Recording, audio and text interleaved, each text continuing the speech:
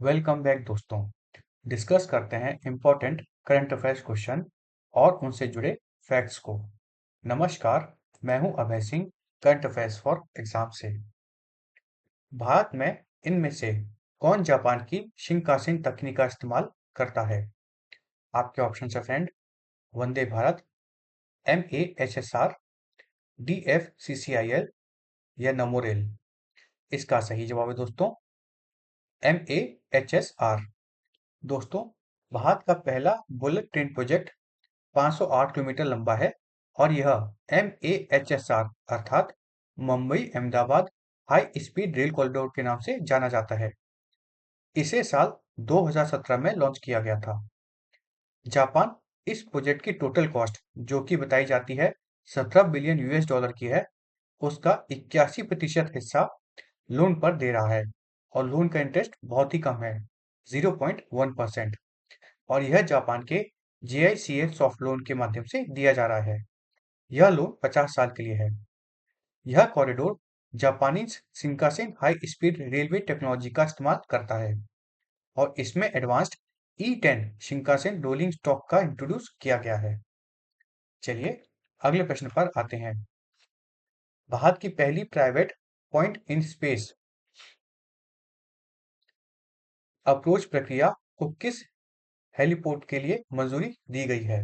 आपके ऑप्शन है फ्रेंड, हुंडावली, बेगमपेट, हिंडन या जुहू। इसका सही जवाब है हुंडावली। दोस्तों, भारत ने जुलाई 2026 में आंध्र प्रदेश के उंडावली हेलीपोर्ट के लिए देश का पहला private point in space instrument approach procedure approve किया है।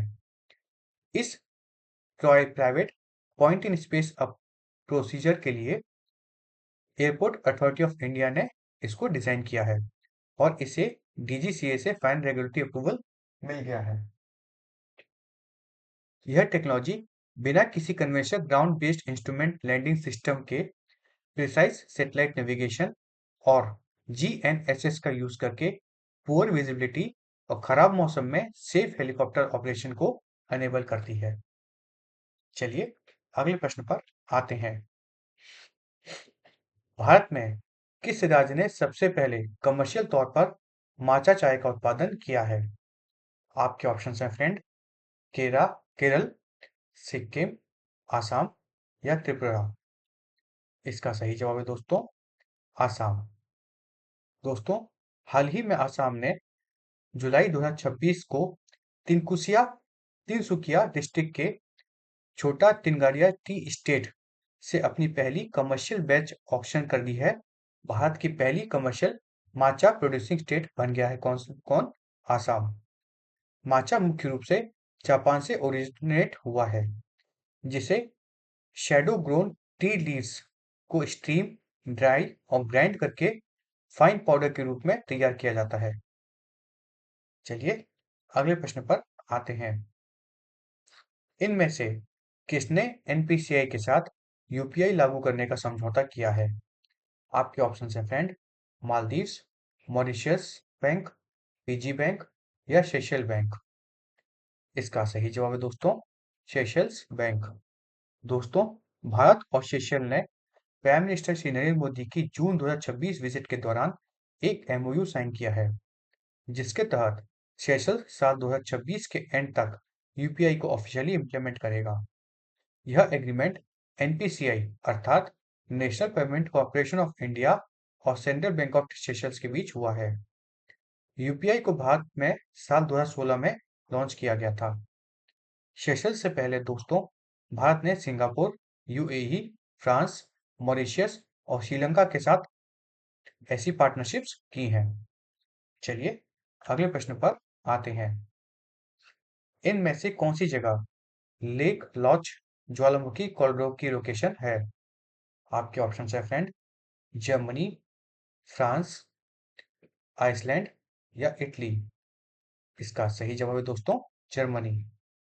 दोस्तों, साइंटिस्ट ने वेस्ट जर्मनी के राइनलैंड पैलेटियर में स्थित वॉल्केनिक एक्टिविटी लेक लाचा काल्डेरा के नीचे पहली बार high resolution 3D magma reservoir image तैयार किया है। यह मैग्मा रिजर्वायर 2 से 10 किलोमीटर की डेप्थ तक फैला हुआ है और लगभग 75 क्यूबिक किलोमीटर के अंडरग्राउंड वॉल्यूम कवर करता है। चलिए अगले प्रश्न पर आते हैं। किस संगठन ने आयुर्वेद को वैश्विक बनाने के लिए रणनीतिक रोडमैप रिपोर्ट जारी की है?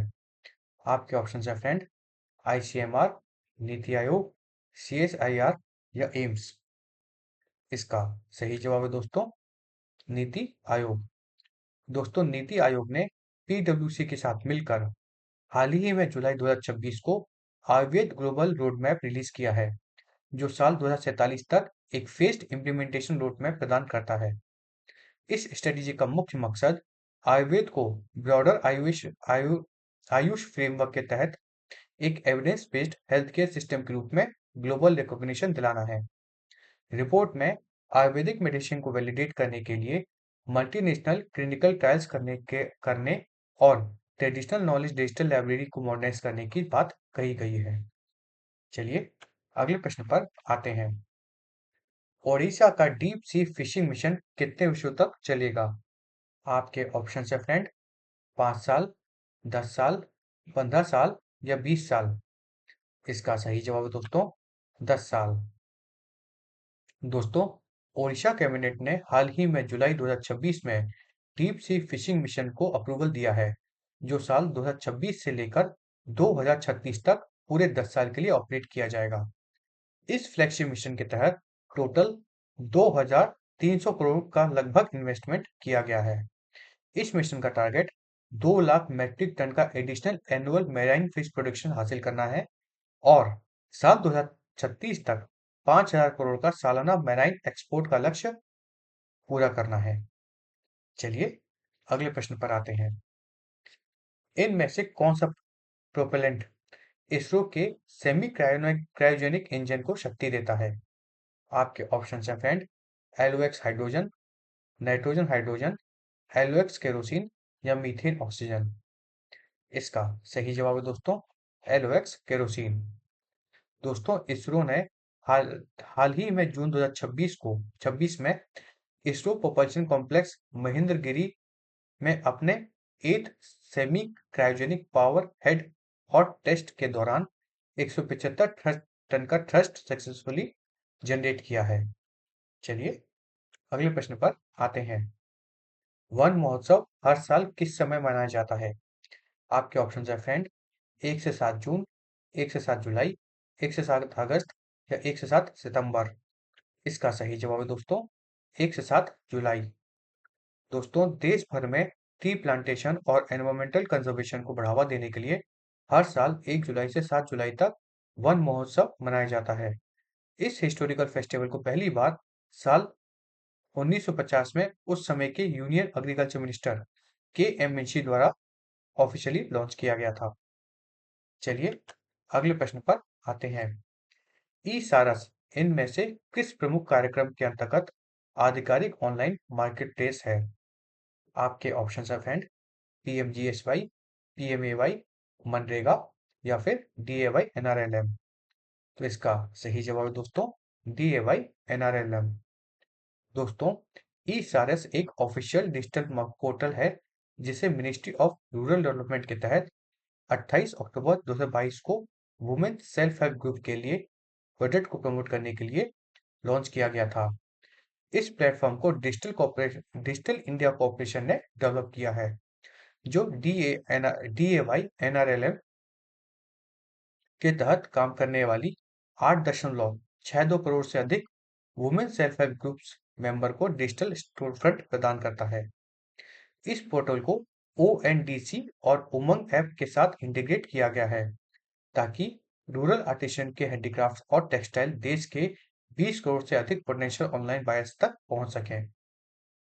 चलिए अब कल का प्रश्न देखते हैं। कल हमने आपसे पूछा था, इनमें से कौन सा भारत का पहला ड्राइवर ओल्ड टैक्सी प्लेटफॉर्म है? Driver own taxi platform. हम आपके ऑप्शंस थे, यात्री साथी, भारत टैक्सी, ब्लू स्मार्ट या ओला कैब्स। तो इसका सही जवाब है दोस्तों, भारत टैक्सी। दोस्तों, यूनियन मिनिस्टर श्री अमित शाह ने महात्मा मंदिर गांधीनगर में हाल ही में भारत टैक्सी को ऑफिशियली लॉन्च किया है, जो देश का पहला ड्राइवर ओन्ड टैक्सी प्लेटफॉर्म है। यह service multi state cooperative society act 2002 के स्टैट्यूटरी फ्रेमवर्क के तहत रजिस्टर्ड है, जो एक जीरो कमीशन कोऑपरेटिव मॉडल पर सारथी ही मालिक के प्रिंसिपल पर काम करती है। चलिए अब कल के लिए प्रश्न देखते हैं। कल के लिए हमारा आपसे प्रश्न है, किस संगठन ने इलेक्ट्रिक मोबिलिटी पर राष्ट्रीय सम्मेलन आयोजित किया है? आपके ऑप्शन है फ्रेंड, एसोचैम, फीकी, सीआईआई या नेस्कॉम। इसका जवाब आपको कमेंट सेक्शन में देना है फ्रेंड्स। और अगर आपको आज का सेशन फ्रूटफुल और इन्फॉर्मेटिव लगा तो लाइक शेयर सब्सक्राइब अवश्य कीजिएगा। धन्यवाद। जय हिंद, जय भारत।